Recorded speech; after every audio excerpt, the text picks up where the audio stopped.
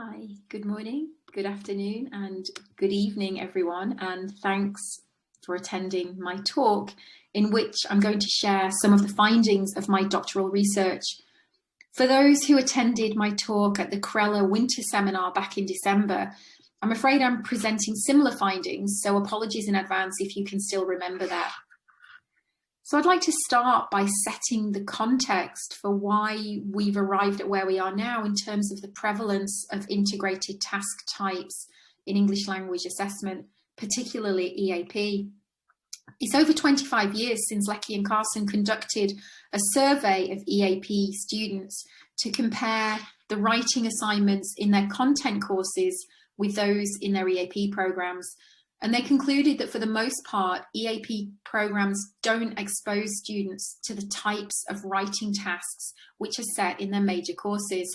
And of course, this isn't surprising to us, but based on their findings, they encourage teachers to look beyond the EAP classroom to the authentic writing demands of the wider university context and to consider how to prepare students for those demands. And this is essentially the same argument made by Hamp, Lyons and Kroll, that assessments in academic contexts must reflect students' ability to use writing not only for knowledge telling or repeating ideas, but also for the more cognitively demanding skill of knowledge construction.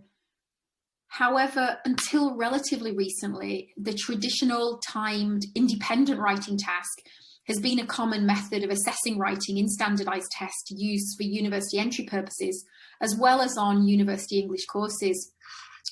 And Cumming points out that university students are mainly asked to write as a means of displaying their understanding of lecture content and ideas from their reading and their ability to analyze, evaluate, and critique these ideas. And this understanding of the construct definition of academic literacy, combined with the desire for more authentic assessment, have resulted in EAP testing and assessment colleagues increasingly adopting integrated tasks for their in-house assessment and exams. And interestingly, what we've seen in response to COVID is a further move towards integrated tasks for assessment purposes. My colleague Helena Stakunis and I are conducting some research on behalf of Barleap into the impact of COVID on the UK EAP sector. And actually, you might want to come and listen to the presentation of our interim findings at the conference this Saturday. Sorry for the plug. And our data show that in the absence of timed exams and controlled conditions, there has been an increased use of integrated skills assessment in an effort to try to increase reliability by limiting opportunity for impersonation and outside help. So, for example, some colleagues have added vivas to writing tasks, others have assigned sources, while some have started using listening into speaking tasks in their synchronous face-to-face administration of what were previously just speaking tests, as this was seen as a means of controlling the listening assessment. My research for my PhD focused on a reading to write assessment task, which required students to read 4 short source texts and integrate ideas into an essay to develop their position on the topic. And tasks such as this are seen to better reflect the intimate relationship between reading and writing that characterizes university study, and also elicit high-level reading skills such as discourse synthesis. These tasks have been replacing or perhaps complementing independent reading and writing tasks in EAP assessment for a number of years. But the success of this aim largely depends on the context in which they're administered. So for a number of reasons, including financial constraints, practicality, and in some cases reliability concerns, many reading to write assessments are conducted under exam conditions, with students reading assigned texts and composing under a strict time restriction. And as a result, many of the limitations which we associate with the traditional timed independent essay, such as writing on an unknown topic with a lack of time for planning, for thinking, reflection, and proofreading, still apply, and the task fails to resemble a real university assignment. So how is this related to my research context? Well, the idea for this research arose from my own personal involvement with reading to write tasks in the capacity of program leader for assessment in the English Language Centre at City University of Hong Kong. Our year-long compulsory English for General Academic Purposes program included reading to write assessment tasks done in timed or exam conditions, and also those done in extended or out-of-class conditions. And my interactions with students in consultations and classes, and also with colleagues in standardization sessions, prompted me to consider whether students were behaving in the same way in the different writing contexts. And I began to question whether the underlying constructs are the same, and whether writing in timed conditions allow students, especially novice undergraduate writers, to use the real life behaviours which these reading to write assessments are designed to promote. And this was especially pertinent since we were using the same multiple trait scoring rubric to measure performance in both the timed and the untimed conditions. So basically, this context provided a rich environment for my research plan to take shape. So my research design involved the same group of students composing 2 source-based essays, one in class under exam conditions with a 1 hour 45-minute time allowance, and the other outside class with a 1-week deadline. And I adopted a fully counterbalanced design to control for task and order effects. So group 1, made up of 2 EAP classes, completed the out-of-class writing task first, with 1A writing on the minimum wage topic and 1B on the role models topic. And then the topics were reversed for the timed in-class writing. And as you can see, this was reversed for group 2, with topics controlled in the same way. And the 2 essay tasks were administered within 10 days of each other to limit the effect of teaching and learning. So I'll share my research questions and data collection instruments.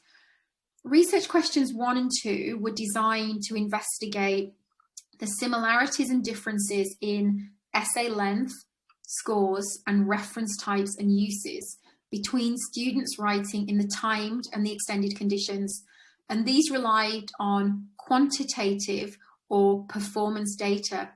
And the instruments used to answer these questions were the EAP writing assessment rubric, which was a multiple trait scoring rubric, assessing task fulfillment, discourse competencies, language competencies, and source integration.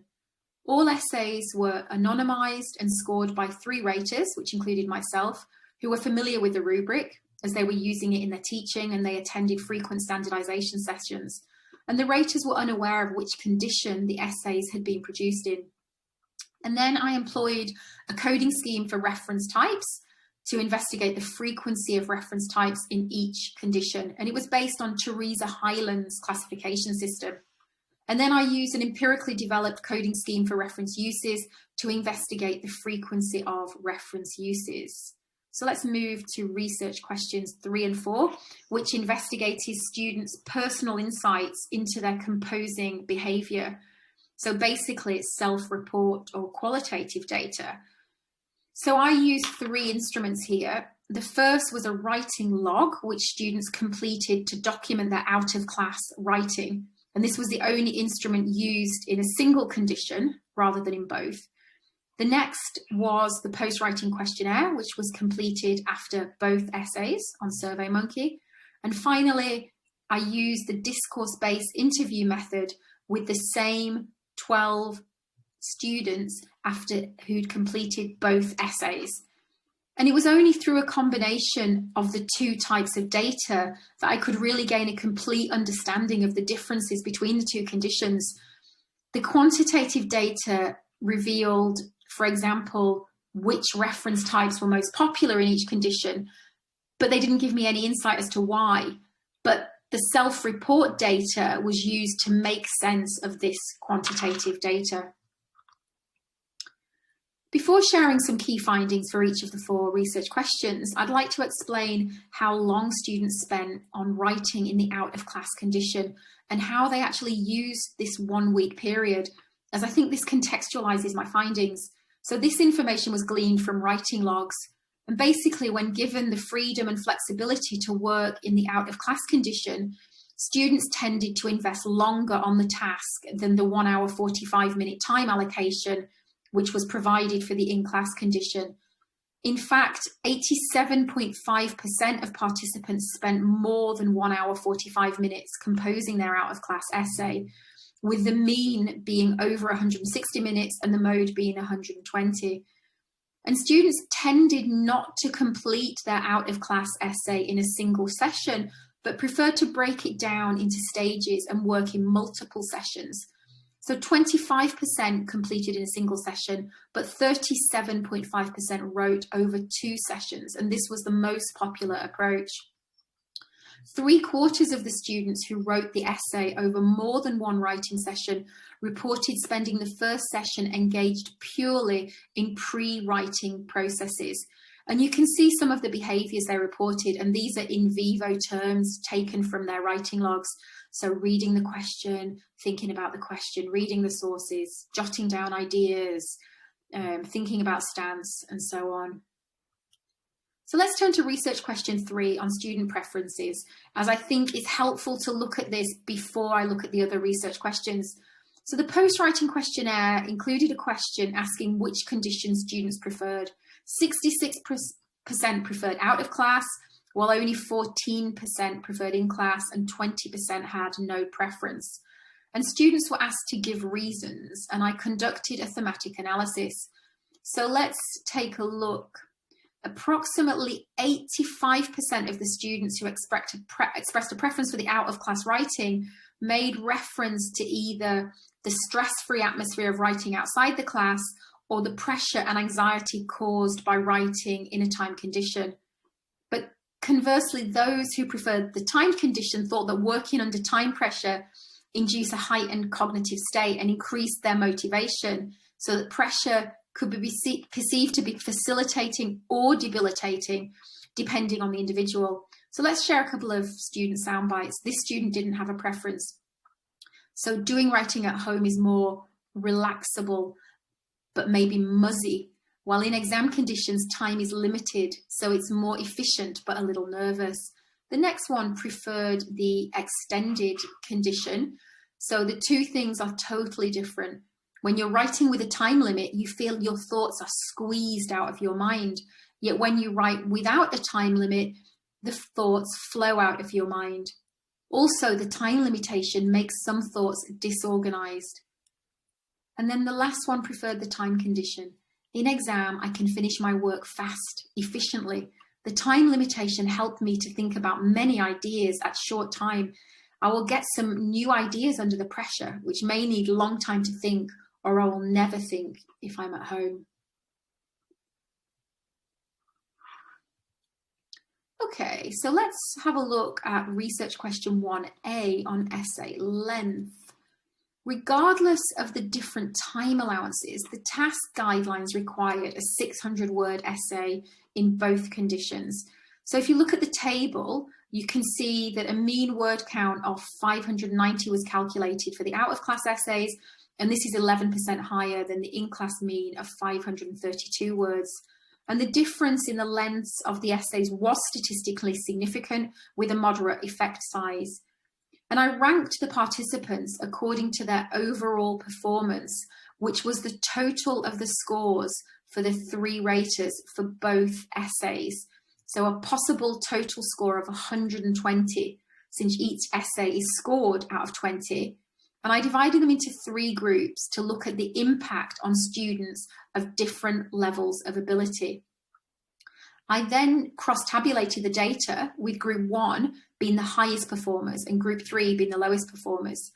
And the mean word counts show that the higher performing students, so group 1, tended to write more than the lower performers in both writing conditions, and that essays were longer in the out-of-class condition for all 3 groups. So the biggest positive difference being observed in the group 1 students.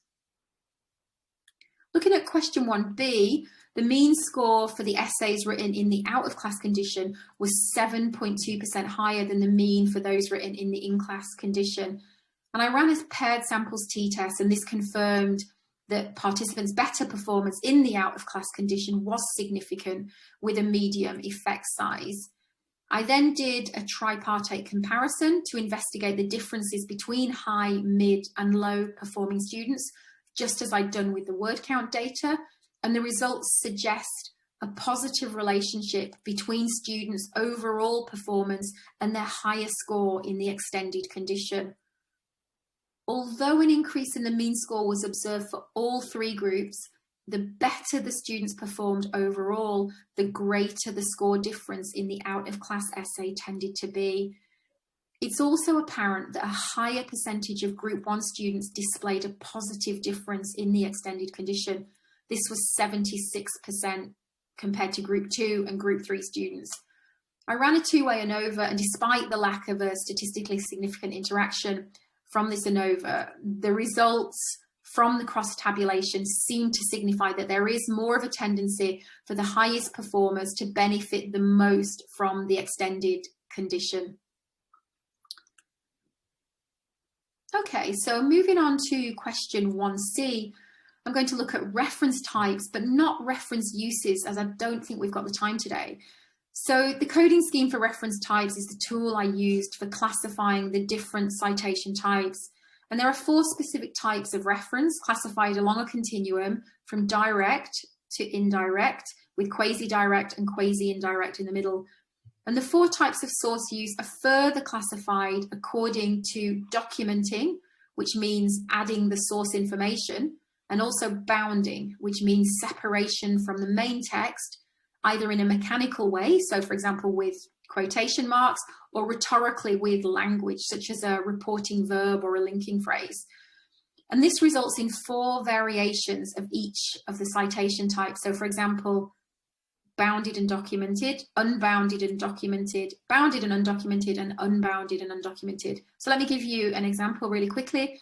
A direct quote, which is inside quotation marks, like the one on the slide, but is not referenced, is considered to be bounded but undocumented. And the code for this is D for direct quote, B for bounded, and U for undocumented.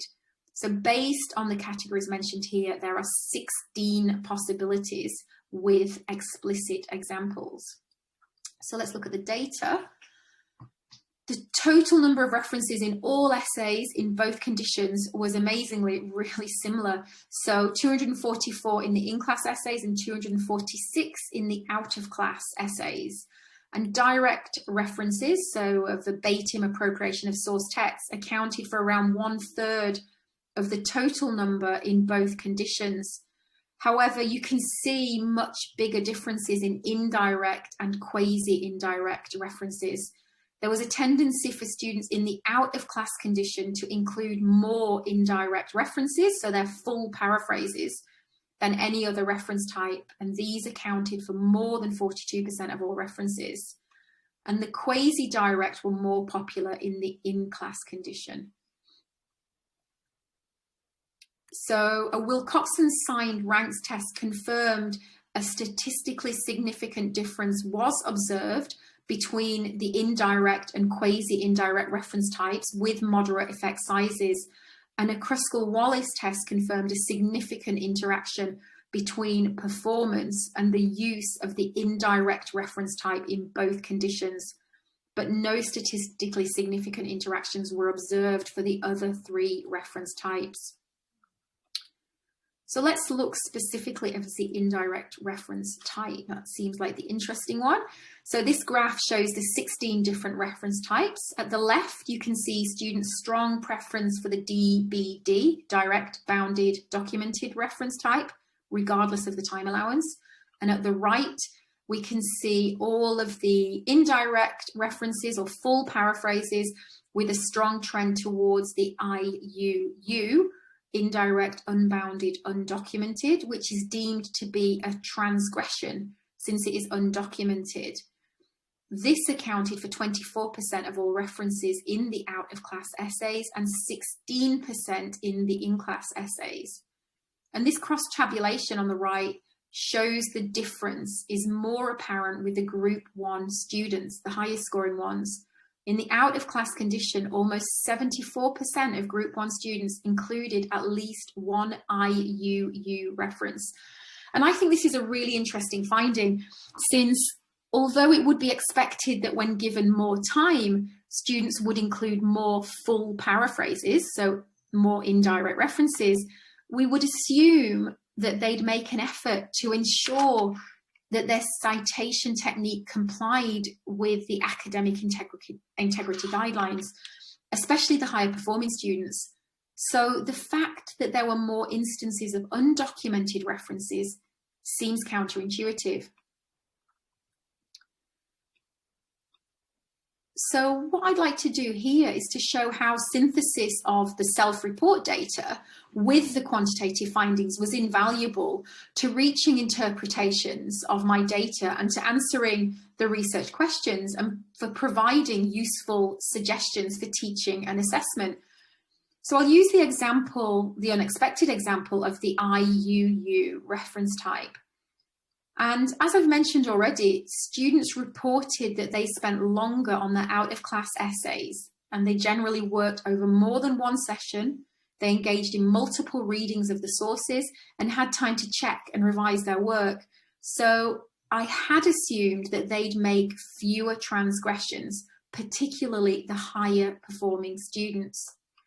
However, analysis of writers' explanations of their source use showed that unacknowledged paraphrases were not necessarily a result of transgressive behaviour, but rather a consequence of different composing behaviour, which stemmed from increased interaction with the sources.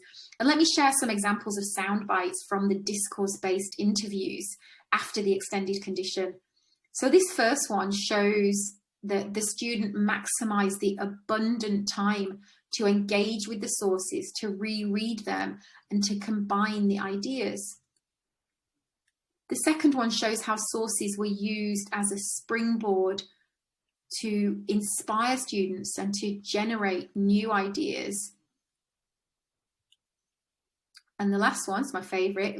This was the highest scoring student explaining why he felt he didn't need to provide a reference for an idea which also appeared in the sources, as it was already hiding in his mind and was inspired by the sources. So it seems that the increased time resulted in more engagement with the sources and was conducive to the high-level skills of knowledge construction and discourse synthesis, especially for the higher performers. As source ideas were processed, they naturally became embedded in a reader's existing idea bank, and this resulted in a meshing together and an inadvertent blurring of the boundaries between source and own ideas. And this is consistent with the literature on discourse synthesis and reading to write processes, which identified more interaction with sources, a more constructive approach to composing, and more connection with own ideas among the more proficient students. However, it also highlights the grey areas which exist and the insufficiency of writing instruction to prepare students for these encounters.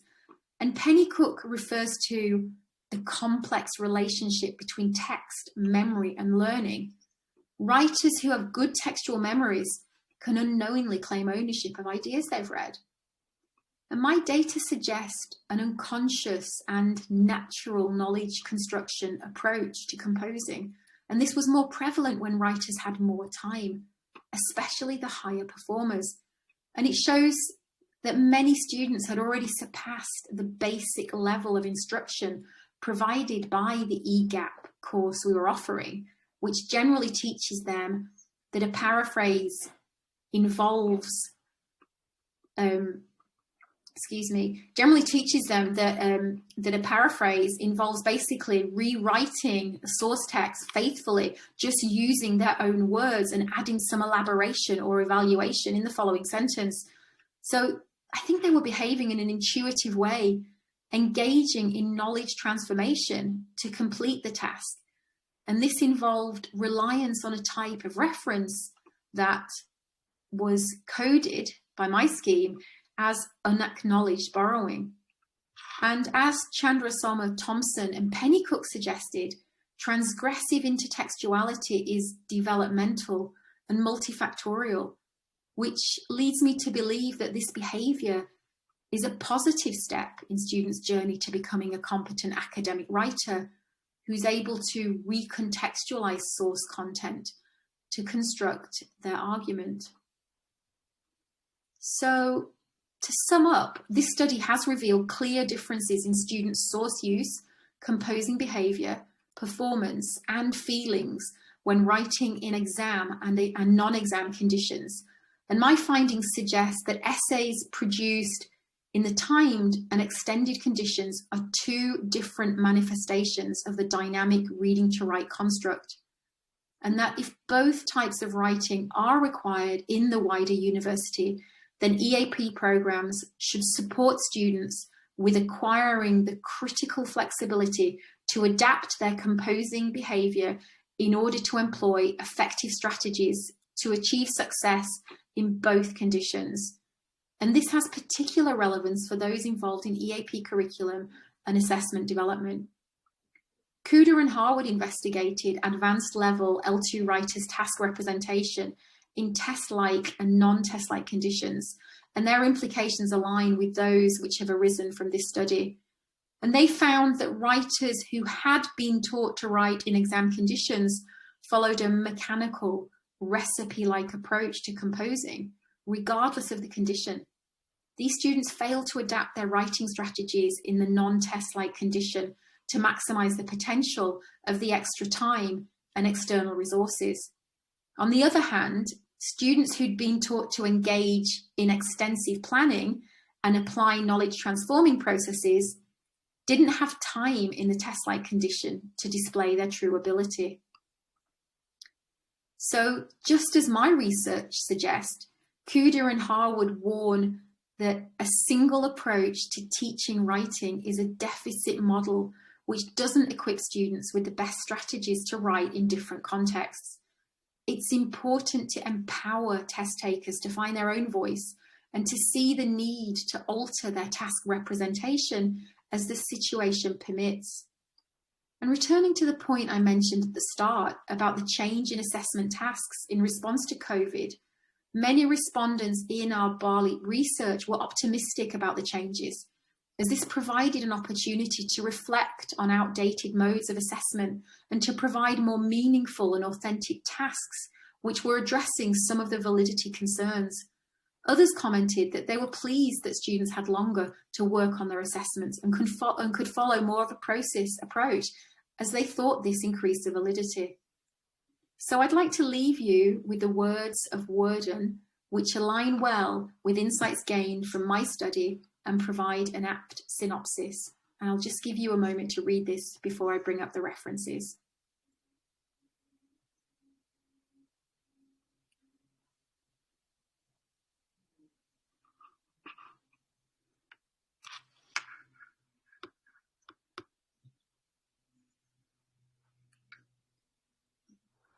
There you go, and there are the references. Thank you very much.